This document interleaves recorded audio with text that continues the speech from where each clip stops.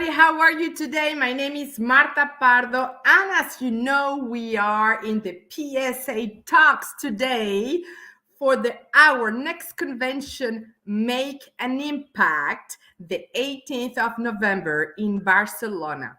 And you know what? Today we have a special guest, as always.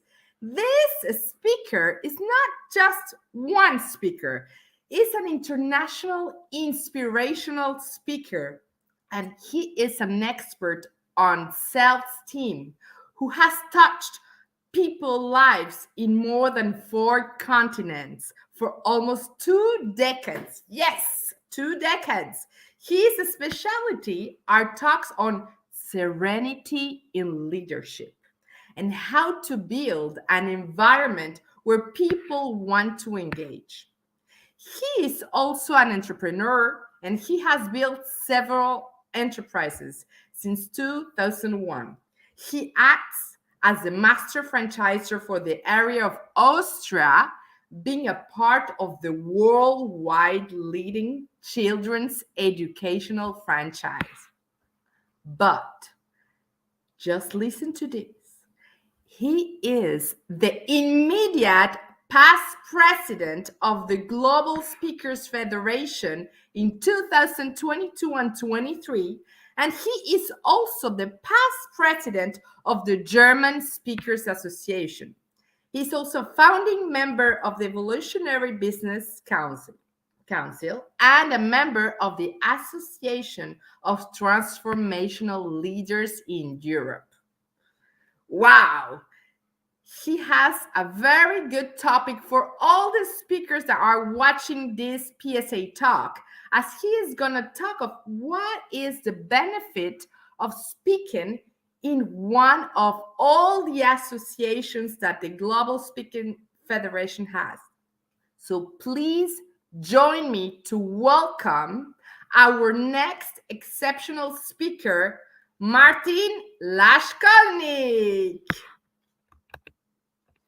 Hello, Marta. What a joy. I'm very well. After that introduction, I'm very curious what I'll have to share. Well, I guess you're going to share a lot of things. I know you very well, and I really am very proud to have you here with us. I know all the persons behind just this screen, they're going to be very, very careful listening to you. So then I have to pay extra attention to what I'm saying, huh? Yes, I think that's what you need to do. Well, we are very, very happy to have you in our next convention. And I'm going to go directly to the topic, because your topic is a general topic that we all love to know. What is actually the Global Speaking Federation and how this interact with all the public speakers and professional speakers like me, for example. So what can you tell us about this? Well, the origin was one guy in the United States, Robert Cavett, the godfather of speaking, if you will. He was a really good guy, so he was not a bad guy. He was a good guy.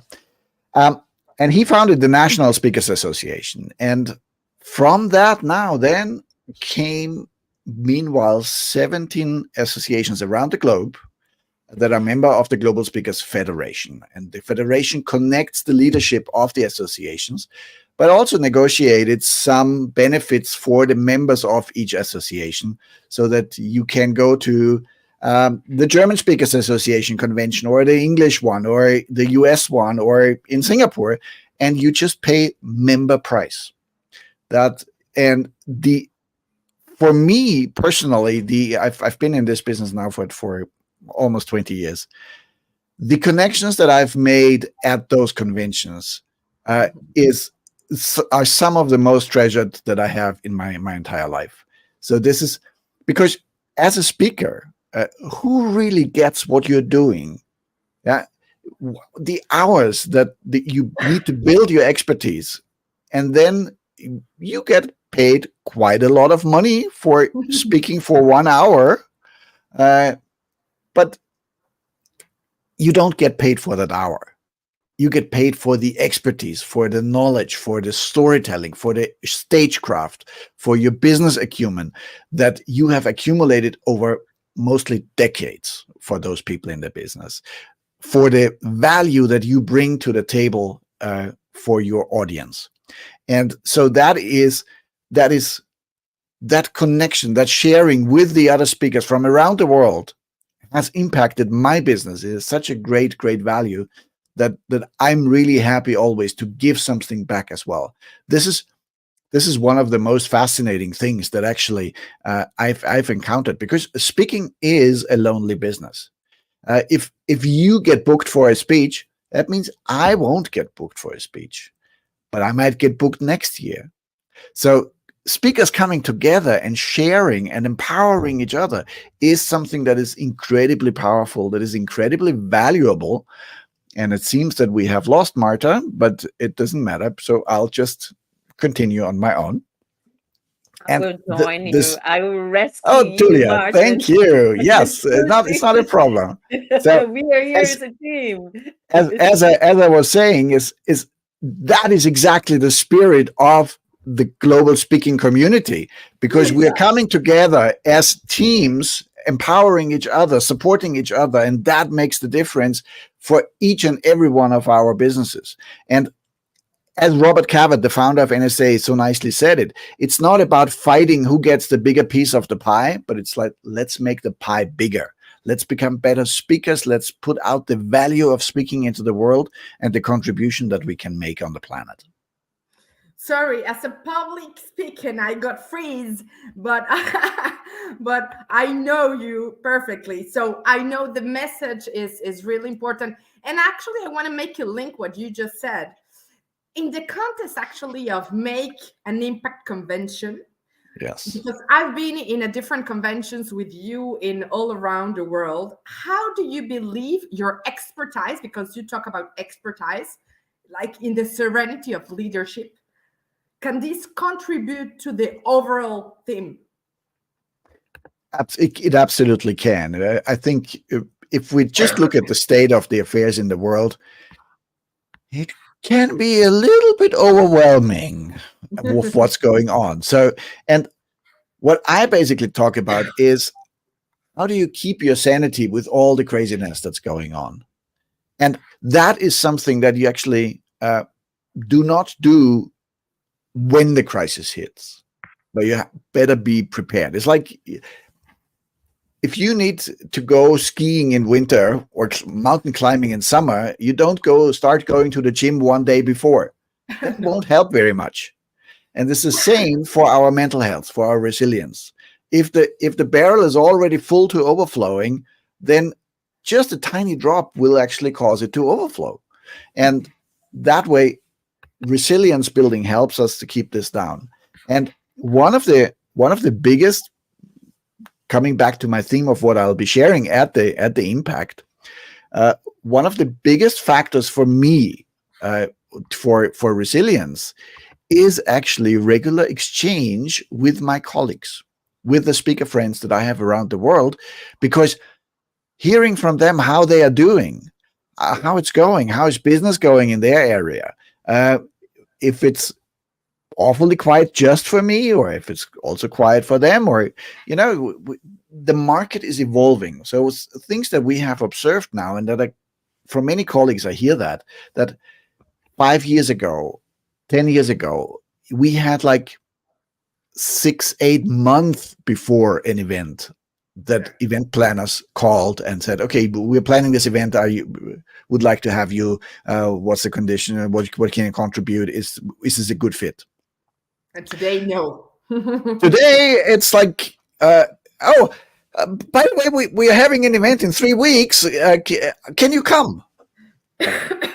I had a call yesterday. I have an event the next week, so it's getting even worse. It's yeah. So it's just like as if they, actually, we don't have a speaker yet. Okay, maybe we need to have one. And but that's the changing marketplace because there's so much uncertainty. Will it be actually be able to be held? Will we have the attendees, etc., etc.? So that's why they maybe also don't want to have those long-term commitments to speakers then also. So, and speaking about these things and having a regular exchange group, sharing what you're working on, and this is something that I actually found so true. At the NSA, the National Speakers Association in the US, they say, check your ego at the door. Yeah? When you come to convention, you leave your ego outside. When everybody comes in to contribute to each other, everybody will walk out with so much more than with what they gave. Yeah. And that is the power of the international network. I myself, I feel it when I was in Singapore and NSA with you, and it's completely true. And actually, what I want to ask you also is how, as immediate past president of this Global Speakers Federation, how do you approach tailoring your message to resonate with diverse audiences? Because we're talking about 17 associations around the world with different audiences, and of course different ways to talk to those audiences. Well, there's many aspects, but let's pick two. One, be kind. Okay. It will help. Yeah. If you are a very and there is a place for very provocative and brash speakers. Absolutely. But it might be only in their home country. So if you're speaking around the world, get a feel for the culture, what is appropriate, what is not. So the old joke is that everywhere in the world, people have problems with their mother-in-law. It's a joke, don't forget. Yeah? In Europe, the men have the problem with the mother-in-law. In India, the women have the problem with the mother-in-law because of the cultural circumstances. So if you're making jokes on stage to get serious again, make sure that the joke is actually culturally appropriate. Even if it's called the World Series, don't talk outside the US about baseball or football. Yeah? The rest of the world plays soccer, or real football, and some countries play something called rugby. So if you speak about sports, then that's a very, very tricky topic. But on the other hand, the other aspect that I want to touch on is there are some universals. We as people, we want to be seen, we want to be recognized, we want to be heard, we want to be valuable in what we do. We want to have something that inspires us, that increases our self-esteem. These are things that are universal around the world.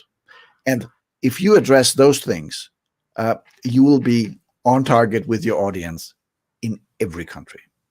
That's great. I have a personal question. As I know, you had studies in economics, but also in Buddhist philosophy with Tibetan monks. Yes. And I think it's one of the topics we share each other once. And I want you to tell us, how do you integrate this diverse influence that you have to your public speaking engagements? Very good question. You know, I could do a 2-day leadership talk only speaking about Buddhist philosophy without calling it that, and people would go home very happy what they learned about disturbing emotions and their mind and how it works and all of this, their perception, how perception works, and so on. So sometimes Buddhism or Buddhist philosophy is called the science of the mind, or science with in quotes, because that is actually there's so much. And of course there are like cultural things, especially when I talk about Tibetan Buddhism, and it's very colorful and they have rituals and all of this, but the underlying philosophy is what Buddha wants is for people to be able to end their suffering. And everybody has some degree of suffering. Either they get the experience suffering from the outside or the experience suffering from the inside. And as we know, mental health is a huge, huge topic. And those teachings can be very helpful without being esoteric or spiritual or whatever, but very hands-on, practical, give you an idea how you deal better with the uncertainties of life. Wow. We could be talking about hours and hours, but unfortunately, Yes. we have to finish. And I really want to thank you to be here with us, and especially in the next Make an Impact convention, the 18th of November.